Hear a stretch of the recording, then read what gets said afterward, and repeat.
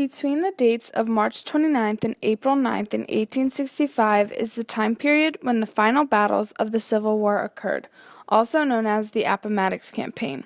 This campaign began in Virginia at the Appomottox Courthouse.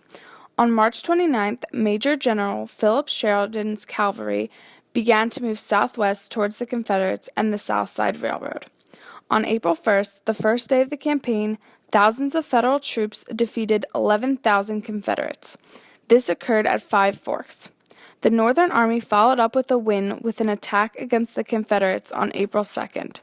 The Union was under the leader Major General George Pickett, and the Confederates were under the leader Robert E. Lee. The North cut off General Fitzhugh Lee's supplies, and he was forced to evacuate two cities, Richmond and Petersburg, that his troops were stationed in. He evacuated them on April 2nd through April 3rd. The Confederate groups went back to their homes by trails previously planned. They had been in the two cities for around 10 months. The main goal for these groups was at Amelia Courthouse. The troops would gather together and receive supplies from Richmond. After they got the supplies, General Fitzhugh Lee wanted them to march along Richmond and the Danville Railroad to meet another army from Tennessee. The two Confederate armies would gather together in a large group to fight against William Sherman and his army. The march from both cities started well, and many Southern Confederate soldiers were excited to fight again. After the first day of the trip, many were tired and hungry. When they reached the courthouse, the supplies had not arrived. Even though they had to keep going, the troops were out of food and supplies.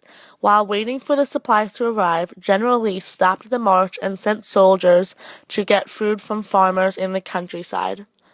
However, the farmers had barely any food, and the soldiers returned with empty hands. The delay of supplies led to a day being taken away that could have been used for marching.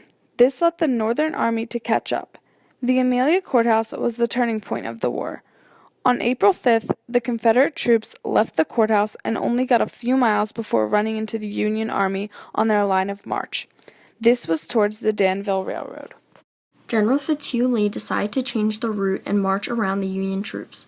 His plan was to march west, go around the Northern troops, and try to resupply at Farmville. The North wanted the South to retreat their troops, but General Lee wanted to get across the Appomattox River so he could place that river between them and hopefully gain more distance. The Union Army soon noticed how important the bridge over the river was and set a crew to burn it down, hoping he would be able to reach the location before the South. The Confederates, however, beat the bridge party to the river and destroyed and captured nearly the entire group. The Union attacked the Confederates yet again, destroying numerous wagons. The Confederate soldiers began breaking their stance or leaving the group to search for food. As more people starved and grew hungry, more gaps showed up in the army. The Union took advantage of these gaps.